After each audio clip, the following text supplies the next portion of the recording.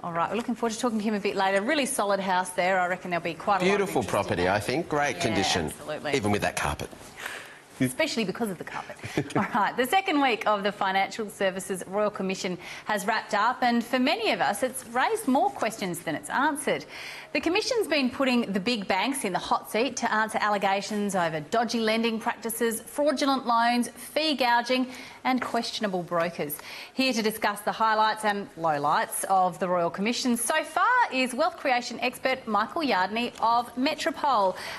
Michael Yardney, good afternoon to you. Thanks so much for joining us once again to break down this very complex issue. So can you just recap for us what exactly is the Royal Commission and why are we having one?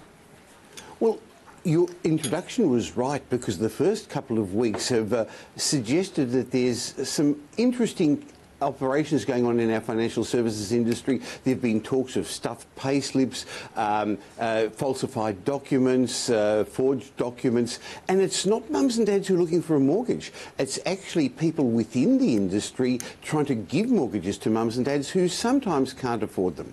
So the government set up a Royal Commission, and a Royal Commission is really acted under an Act of Parliament which is allowed to investigate and make recommendations, and it's taking evidence and it's looking into the banking system, but also the financial services industry and superannuation. Now, just putting some perspective onto this, the Labor government's been calling for this for quite some time because there has been a history of some interesting, let's call them practices, going on in the financial service industry. There was talk about rate fixing with the banks. A while ago, the Commonwealth Bank financial planning system, financial planners were overhauled because of some unusual practices. So the Labor government was saying it would bring some stability to our banking system, but Malcolm Turnbull was trying to avoid it. Not sure why, but at the end of last year, finally, he's agreed to have this commission, which started, as you say, 2 weeks ago, and it was really because the big four banks approached Scott Morrison, our Treasurer, and said, hey, look, we better have an investigation of some sort.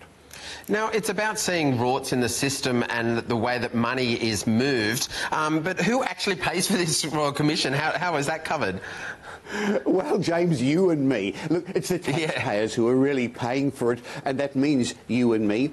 And the budget for this is $75 million, but it's also thought that each... No, that's only for the government side, but it's thought that each of the banks, the big four banks, are going to have to fork out about $100 million in advisors and lawyers. So again, a lot of us have banks in our superannuation funds. Most super funds have the banks in them, or we're clients of the bank. So that's got to flow through somehow or other. So simple answer, yes, we're paying for it.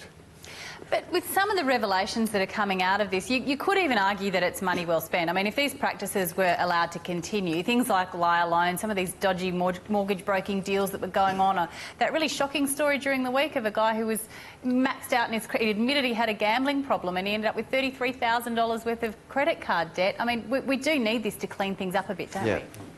Very much so. I fully agree. Now, having said that, if we compare ourselves with most other countries overseas, our system is much better, but that doesn't mean, well, clearly we now know there's lots more that can be done. So our banking system is secure, but our homes, our government, our real estate is all dependent on a sound banking system. So, Sophie, you're right. Let's get it even sounder and better, because there, but for the grace of God go I, we could have been one of those other countries which ran into a lot of trouble when their banking systems fell over. Now, you mentioned liar loans. Can I just discuss that for a moment, please? Yeah, please. Yes, please. Last year, UBS Bank, an investment bank, did a survey of 1,000 recent home buyers, and they asked them, was your mortgage application sound? Was it truthful?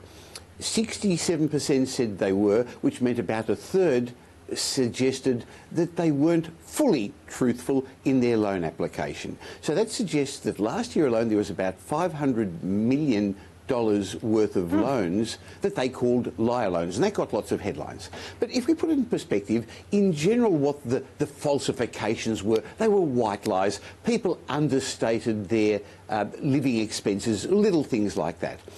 But there was still quite a lot of people who overstated their income, increased their assets, suggested they owned more than they did, or maybe didn't fully say what all their expenses are. So how can a bank or a broker decide, is this responsible lending, if they don't have all the truth? So yes, part of it's the banking industry and part of it is people being a little bit greedy. Well, but I would just assume if I was going to give money, like give an application to a bank, that they'd be able to do a bit of a background check on me. Is it really just taken at face value when you put in an application? Well, let's remember that more than 50% of loans are through the mortgage broking industry. So mortgage brokers have a responsibility to look after their clients and also to make sure that the banks do responsible lending. And as you said in the introduction, this has already come out. The Commission is asking, well, whose interest are you actually working in? The banks, yours, or the clients? The clients think they're working for them. The banks probably think they're working for the banks. And I'm not sure who the mortgage brokers think they're working for. But can I say, I deal with a lot of mortgage brokers, and most of them are very responsible and take their job seriously and look after their clients. But just like in any industry, there are some people who will be a little bit dodgy.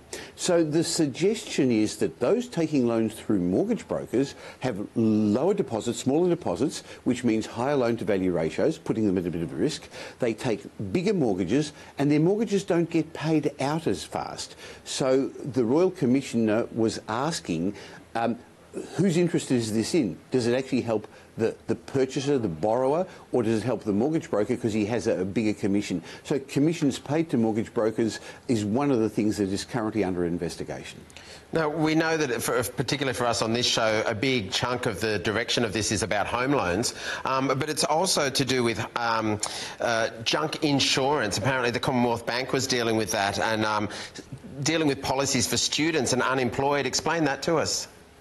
Well, the Commonwealth Bank was selling junk insurance. Junk insurance was insurance for credit cards. So if you lose your job, then the insurance kicks in. But they were giving it to people who are unemployed or on, not working, who were on the pension, or students. And they didn't have a job to lose. So the question is, who's making money out of this, selling insurance to people who can't make money, can't use it? The other area that came under scrutiny this week were introducer loans.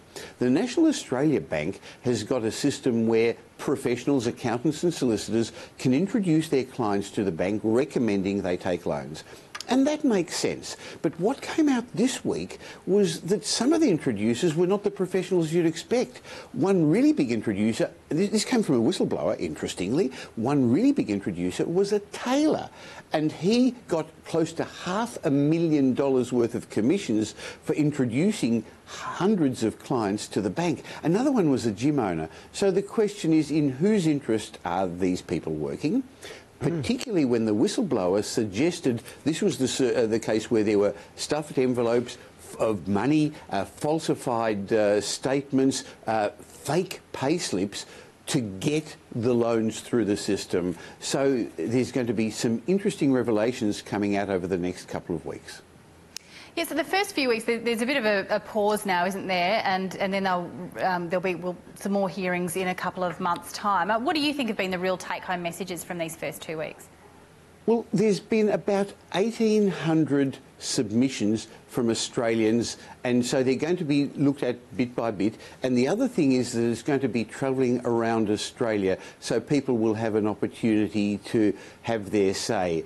But what I think has come to light is that the issues are much bigger than I think anyone had suggested, and they are endemic in an industry where the interest of the industry is not necessarily the interest of the consumer. Look, it's the same with most industries, and I think what's going to happen is our allegiance to one bank, our loyalty is probably going to change. Look, when I grew up, you had a bank, you put a savings account in as a kid. You may not be old enough to remember, we actually had little savings boxes that the bank gave you at school. Both of you. Okay.